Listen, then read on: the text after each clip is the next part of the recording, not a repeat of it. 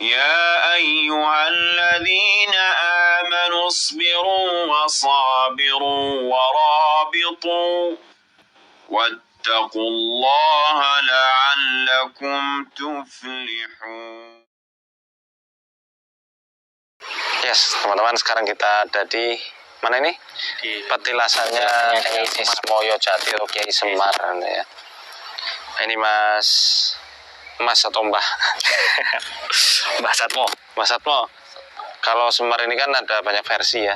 Kalau sebenarnya di Wayang Purwa sendiri kan Punakawan itu ya cuma ada di Wayang Purwa ya. Kalau Mahabharata versi aslinya itu sebenarnya tidak ada Punakawan ya. Nah, itu filosofinya gimana itu? Jadi tokoh Semar itu kalau di versinya Babat Tanah Jawa yang di Kesultanan Jogja itu adalah tokoh yang dibuat oleh Sunan Kalijaga dalam masa penyebaran Islam dengan wayang kulit. Jadi Sunan Kalijaga itu mempresentasikan seorang waliullah atau walinya Allah yang dikirim dari Kesultanan Turki Utsmani, yang mana ketika itu tanah Jawa itu masih dihuni oleh bangsa jin dan lelembut. Untuk itu harus diruqyah, dan dari Turki Utsmani itu mengirimkan Syekh Maulana Maghribi dari negeri Maghrib. Nah, kriteria orang Maghrib itu kan besar, tinggi, gede. Makanya Semar itu dilambangkan dengan orang yang berbadan besar, terus tinggi, gemuk. Nah, itu adalah pelambang dari Syekh Maulana Maghribi. Nah, nama Semar sendiri itu diartikan sebagai paku dari kata ismar. Ismar ya? Ismar artinya pasak, untuk menjadi pancang kekuatan ketauhidan. Jadi makanya kenapa jin-jin itu harus diruqyah, supaya nanti tauhidnya itu tertanam di tanah Jawa itu, makanya namanya mismar atau biasanya ismar. Akhirnya orang-orang Jawa nyebutnya Semar ya. Semar gitu. Kalau Petruk apa? Itu dari kata fatruki Atau Fatruk Masih Wallah itu ya? Ya, fatruk masya Allah dalam tasawuf ya, seperti itu. tinggalkan apa yang selain Allah Ta'ala. Jadi nggak boleh menyekutukan Allah itu ya? Betul. Terus kemudian ada anaknya lagi Gareng, Nala Ghorin. Nala Khairin itu ya? Nala Ghoirin. Terus kemudian ada yang terakhir itu Bagong. Dari kata bago. Nah, terus kalau digabung itu kalau ada cerita versi yang mengatakan itu kalau kata-kata itu bisa digabung itu menjadi Simar Ghoirin Fatruki Bago. Jadi tinggalkan sesuatu yang tidak bermanfaat, lakukanlah kebaikan. Itu ada versi cerita lagi yang seperti itu. Nah, itulah beberapa versi-versi yang wallahu alam ya, saat itu kita tidak tahu kebenarannya yang mana seperti apa, tapi yang pasti memang semangat etos dakwah dari lagi semangat para wali itu contoh ya. Jadi malah sebenarnya pakunya tanah Jawa mungkin di sini dulu malah sebenarnya filosofi bahwasanya Magelang atau Gunung Tidar ini adalah pusat penyebaran dakwah Islam. Betul sekali, Ustaz. Atau Sabdo Palan Semar ini kan yang terkenal sebagai pasak pasak yang dipasak sama Syekh Subakir gitu ya. Kalau mitosnya kan ini dilawan terus mitosnya dilawan terus dipasak gitu ya. Karena sebenarnya Semar sendiri itu sebagai tokoh yang diciptakan Sunan Kalijogo. Betul. Sebagai perlambang ya yang bisa mengajarkan orang Jawa secara umum bahwasanya kita selaku seorang Jawa ini wajib menjaga ketauhidan kita. Makanya Semar itu kan kalau di wayang kayak begini ya. Iya, betul. Dia selalu satu. Selalu gini. Nah, kalau dibuat itu tangannya seperti ini. Pandang belakang dan selalu ke atas. Selalu satu. Dan kalau orang bertauhid Ahadun ahad gitu ya. setan pada lari ya. Iya. Ya kalau di pewayangan juga begitu ya. Semar itu selalu bisa mengalahkan siapapun Raja Buto yang melawannya.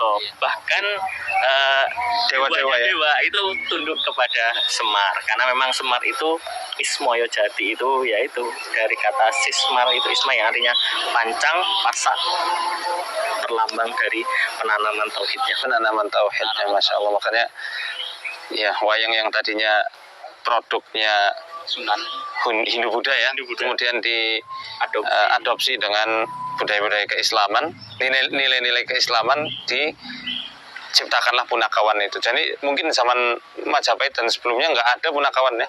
Kalau zaman Majapahit masih wayang beber namanya, Sat. Wayang beber. Wayang beber itu identik dengan bentuk makhluk hidup.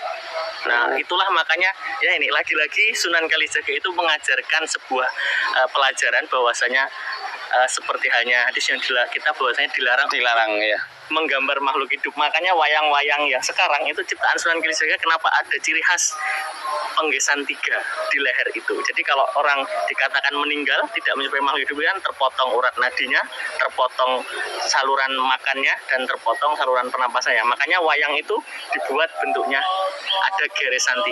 Itu Masya Allah. makanya wayang itu bukan perlambang manusia utuh. Itu hanya simbol filosofi untuk menggambarkan perwatakan atau sifat manusia. Makanya di wajah wayang itu ada yang warnanya putih, ada yang warnanya merah, ada yang warnanya biru, ada yang warnanya hitam. Nah, itulah watak-watak manusia yang dijadikan sebagai sarana dakwah oleh Wali Songo. Masya Allah, barakallahu fiik.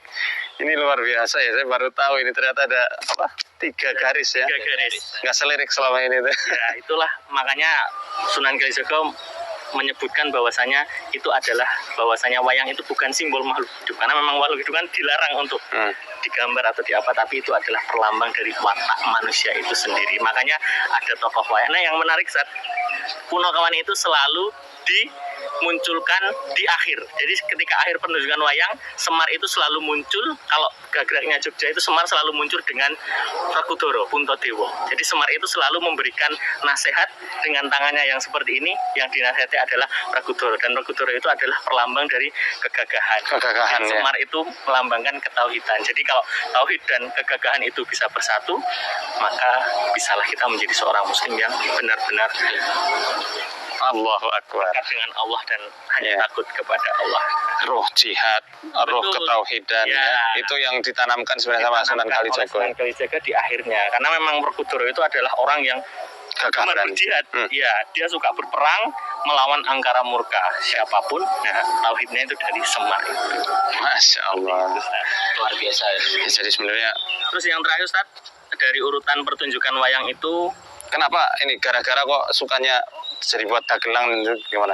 nah, itu sudah menjadi pergeseran budaya. Jadi Fungsi ya? Fungsi, jadi pergeseran fungsi. Jadi memang itu diselipkan, kemudian akhirnya kalau di Punakawan keluar itu kan namanya Goro-goro. Nah, kenapa kok goro-goro? Ya itu goro-goronya Punakawan itulah akhirnya Islam itu bisa tersebar luas. Goro-goronya Syekh Maulana Maghribi itulah, gara-garanya itulah akhirnya Islam itu bisa. Jadi sebenarnya peran ruqyah dalam penyebaran Islam itu Luar biasa. Jadi kalau Masya memang kita Allah. harus menanamkan tauhid yang kuat, kesyirikan-kesyirikan, jin-jin kemudian itu harus dihilangkan terlebih dahulu. Sangat kental sekali ya. Iya, dulu tanah Jawa itu sangat lekat dengan itu. Kemudian dalam pertunjukan wayang juga, Ustaz, diawali orang-orang yang masih belum memahami Islam. Jadi dulu sudah ada wayang, sebenarnya orang-orang sudah suka wayang, namanya wayang beber itu. Kemudian oleh Sunan Kalijaga diciptakan wayang kulit. Orang yang dulunya melihat wayang beber, akhirnya kok ada lebih ramai lagi, bentuknya lebih variatif. Kemudian datang, nah biasanya itu dibuka dengan tembang ilir-ilir. Oh, Makanya tembang ilir-ilir itu menjadi, ayo kan ada ya, penek blimbing kuwi, lunyu-lunyu penek no kanggo mbasuh dodo tira. Blimbing ya. Ya itu ibaratnya itu susah-susah kita itu mau masuk Islam yuk, walaupun susah yuk tetap kita harus masuk. Jadi orang itu dulu kalau syaratnya boleh nonton wayang itu ya harus wudu, melepas semuanya, kemudian bersyahadat, tanpa sadar mereka sudah masuk Islam. Allahu Akbar. Dengan tembang, dengan simbol Ini ya itulah. saya. Ya, seperti itulah akhirnya. Itulah peran wali sebenarnya yang ada di tanah Jawa ini. Jadi Mbah sebenarnya malu ya kalau Ya. orang pakai sorjan, pakai belangkon nggak sholat, Nggak sholat, apalagi diidentikan dengan perdukunan. Kita lebih malu lagi. melakukan apa namanya tuh Ya, sesajen. sesajen syirik maksiat. Jadi mungkin ya untuk pesan ke kawula muda juga tuh jangan malu juga kita memakai sorjan. Sorjan Betul. ini wujud ketakwaan kita sebenarnya. Libasut taqwa. Ya. Nah, hanya Sunan Kalijaga membuat ini namanya baju takwa, surjan. Nah, nanti filosofinya itu lebih banyak lagi, Ustaz.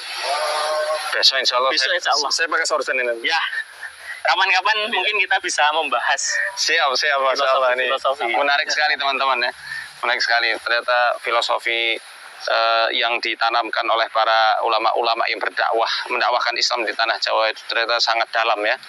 Dan nilai-nilai dan simbol-simbol itu susah sekali untuk dihilangkan. Betul sekali. Bahkan kalau misal diadopsi untuk memurtadkan orang Islam melalui simbol-simbol kebudayaan Islam yang ada di Jawa ini sudah sangat susah. Sangat susah. Ya. Karena itu semua sudah dirumuskan ya sama para wali, para ulama dulu. Bahwasanya itu semua adalah simbol-simbol ketauhidan, syariat Islam, betul ya, yang selalu terjaga dan melekat dalam kehidupan orang-orang Jawa. Iya, jadi sedihnya itu Ustaz, simbol itu sekarang disalahgunakan. Orang liberal malah orang liberal. Kalau dulu simbol itu justru oleh para wali itu dimanfaatkan untuk menanamkan supaya ketika orang-orang kolonialisme kita dijajah, ulama kalau dari wali itu berkata ulama dibunuh bisa, tapi simbol yang sudah melekat, yang sudah mengideologi menjadi ilmu itu tidak akan bisa hilang. Makanya diciptakanlah simbol-simbol itu. Dan makanya banyak sekali serat-serat karangan Belanda untuk memecah belah Islam dan kebudayaan Jawa ya. Laras sekali. Nah sekarang kita mau lihat prasasti apa? Pakunya tanah Jawa, pasaknya tanah Jawa. Bukan paku beneran ya? Iya, hanya prasasti. Karena sebenarnya itu kan wujud dari mismar itu sendiri ya. Kita lihat langsung, Mbak. Nah, sekarang kita ada di spot apa ini? Pakunya tanah Jawa. Ini tugu ini mungkin kalau didudut panjangnya pol. Karena udah dipaku, ditutup. Dan ada tulisan sa ya, atau so ya. Toto Sawolo Data Sawala Sa yang artinya apa? Sopo sholat selamat. Sopo sholat selamat atau sopo salah. Itu sebenarnya peribahasa Jawa ya. Siapa yang salah pasti akan ketahuan. Atau para wali menyebutnya itu 3S ya, siapa sholat dia akan selamat. Itu yang disiarkan oleh para dai, para wali ketika menyebarkan Islam di tanah Jawa ini. Nah, ini adalah salah satu prasastinya, tugu yang disimbolkan menjadi pakunya tanah Jawa. Mungkin dulu disinilah tempat pertempurannya Syekh Subakir melawan Sabdo Palon. Menurut legenda ya, karena seperti yang dijelaskan Ustaz Salim kan pada hakikatnya bukan seperti itu, metafor saja. Metafor dalam babat. Nah, kalau dalam legendanya kan dari Turki mengirim berapa 40.000 orang kalau tidak salah ya. Banyak sekali itu. Banyak sekali para dai dan juga rombongan-rombongan yang mau menyebarkan Islam ke tanah Jawa. Ternyata di zaman mereka hidup, di zaman itu pula di Jawa ini ternyata banyak sekali ditumbuhi hutan-hutan yang sangat lebat ya. Dan dipenuhi juga sama siluman dan juga jin yang sangat ganas. Sehingga menurut legenda, lagi-lagi menurut legenda, di antara rombongan itu ternyata ada yang diterkam sama jin, dimakan, dibunuh di tengah hutan. Sampai akhirnya kembali lagi kan, beberapa orang di antara mereka kembali lagi ke Turki, kemudian Kesultanan Turki saat itu, Kesultanan Ottoman Utsmani ya, memilih salah satu delegasi dai-nya, di antaranya adalah Syekh Maulana Muhammad Al-Baqir dari Persia yang ahli dalam meruqyah. Itu legendanya seperti itu. Tapi yang perlu kita garis bawahi di sini, yang perlu kita sorot adalah apakah jin memang bisa memakan manusia gitu loh. Kalau membunuh ya dalam hadis riwayat Imam Muslim ketika pemuda Ansor ya dari Madinah itu ketika perang Khandaq, karena dia baru menikah, dia izin ke Nabi pulang ke rumahnya, pengen menjenguk istrinya. Lah istrinya ternyata di depan rumah, di depan pintu. Cemburu kan, tombaknya disodorkan, diarahkan ke istrinya. Tenang dulu mas, lihat apa yang ada di dalam rumah, kamu akan tahu apa yang menyebabkan aku ini keluar sampai berdiri di sini. Ternyata ada ular besar, dan ternyata ular besar itu adalah jelmaan jin, dibunuh. Ularnya mati, jinnya mati, pemudanya juga dibunuh sama keluarga dari jin yang tidak terima. Ini sebenarnya dalil yang menunjukkan bahwasanya manusia dan jin bisa saling bunuh-membunuh. Jadi kalau ada penampakan jangan takut, kejar aja. Karena pada hakikatnya itu saat-saat terlemahnya bangsa jin di alam kita. Ya ketika mereka beranjak ke alam kita, ibaratnya ikan hiu lah. Hiu itu kuat di mana? Air. Di laut, di air. Kalau kita keseret sama hiu ya kita yang kalah. Tapi kalau hiu yang sudah masuk ke alam manusia, dia nggak bisa ngapa-ngapain, bisa kita goreng itu. Ya, sama seperti jin itu seperti itu sebenarnya. Berlaku alam manusia untuk mereka. Mereka tidak kebal senjata. Kita tebas ya mereka akan Mati gitu. mati dan terluka.